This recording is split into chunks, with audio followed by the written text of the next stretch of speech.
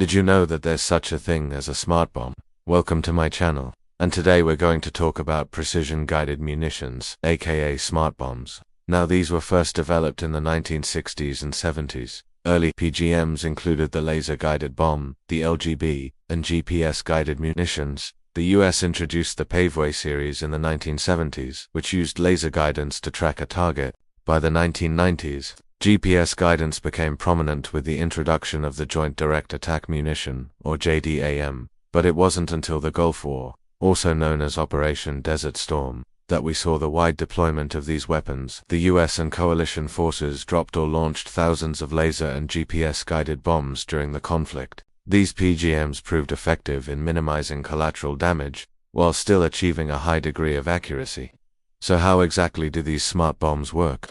Well, there are various types, but two common methods are laser-guided and GPS, or global positioning, plus inertial navigation system, or INS guidance. Laser-guided bombs use a laser designator, often mounted on an aircraft or ground units to paint a target. The bomb then homes in on the reflected laser light. For example, the BLU-107, also known as the Paveway 2, was widely used in the Gulf War. It could be carried by aircraft such as the F-15E Strike Eagle. On the other hand, GPS or INS guidance, as seen in the JDAM, uses a combination of satellite navigation and motion sensors to independently guide a munition to its target. The JDAM, such as the GBU-31, is actually a relatively simple system. It takes an existing 500 or 2,000 pound bomb, converts it into a precision weapon. It enables all-weather long-range strikes with a high degree of accuracy. The impact of these weapons on warfare was significant. First, they allowed for reduced collateral damage, with a high degree of accuracy. PGMs could be used to target specific high-value military targets, such as command centers, infrastructure, or equipment, while minimizing the risk to nearby civilian areas. This was a stark contrast to the area bombing tactics used in earlier conflicts. Second, they increased the effectiveness of strikes. PGMs boasted hit probabilities of around 80 to 90%, compared to 20 to 30% for unguided bombs. This meant fewer bombs were needed to destroy a target, conserving resources and reducing exposure to enemy air defenses. Third, they had strategic and psychological effects.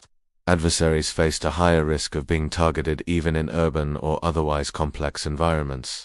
This enhanced deterrence and shifted military doctrine towards precision and information superiority rather than just mass firepower. After the Gulf War, PGMs continued to evolve with smart sensors, miniaturized guidance systems, and networked targeting. Examples include JDAMs, Storm Shadow cruise missiles, and later developments like the Scalp EG, of course.